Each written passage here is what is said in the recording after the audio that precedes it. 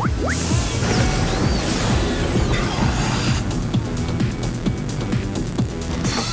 right, let's go ahead and look at some combat.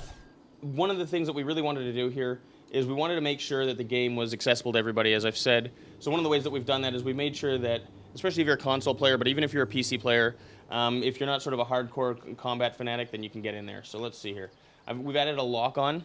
So now what you can do is you can actually lock onto things. And if I pull out my bow, I've got a really good chance of hitting something here. So that's an option for you if you want to play it that way. It's a long game, however, and you may want to, you may want to level your skill set up. So if I choose not to lock on, and I'm probably going to miss, but let's see what we can do here. There we go. If I choose not to lock on, I can shoot my bow sort of on the fly. And what we've done is we've said, okay, well, if you're not going to lock on, you're going to do double damage. So what it does is it gives you a balancing feature. Okay, cool. As I level up, and you'll find this with the swords and the magic, you're going to get charge attacks as well. It's an RPG, so we want to make sure that the longer you play, the funner it is. So let's go ahead and jump in and see if we can do some melee. Cool. So I pulled out my sword, and it's multi-directional combat, so I can fight people behind me, to the side, any direction I want. There we go. Oh, get the guy behind me. There we go. And the idea being that if a mob attacks you, you can really handle a large group of people, regardless of what they're doing.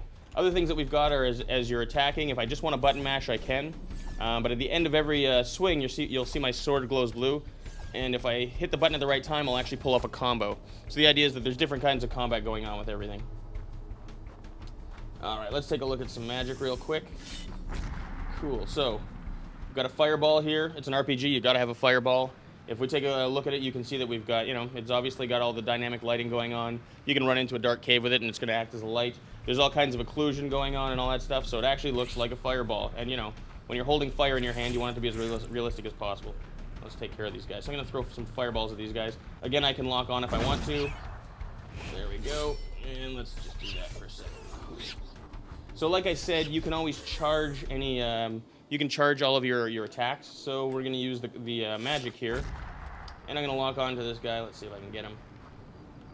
There we go. And I'm going to charge this one. So this would be a full level 3 fireball. And it's turning into an AoE now, so it's an area of effect. And you can see that we just, blow everybody in the neighborhood away. I'm going to quickly change to my sword, and I can really go to town. So it's an RPG, so we've got a skill tree-based leveling system. Every time you level, you're going to get a certain number of skill points, which you can spend on whatever you'd like, whether it's melee or magic or ranged. And of course, it's an RPG, so we've got blacksmithing, and we've got alchemy, and all the good stuff that you expect to see in there. We've got 5 guilds that you can join. In fact, you can join all 5 of them if you really, you want to get all the achievement points.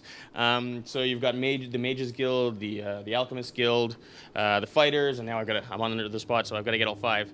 We've got the Merchants, and we've also got the Rangers. And so what you'll do is if you go through them, then you're going to be able to, you'll unlock new abilities, and you'll unlock new weapons and things like that. As far as the story goes, if you happen to be a Gothic fan, we appreciate you having played the previous games, and so a lot of your favorite characters are going to come back. And in fact, the lead character from all the previous games is back, but this time, at least at the beginning, he's the bad guy. So if you recognize it, then you're going to have some closure. But if you're brand new to it, then it's okay too, because it's a brand new character, it's a brand new island, and it's kind of fresh.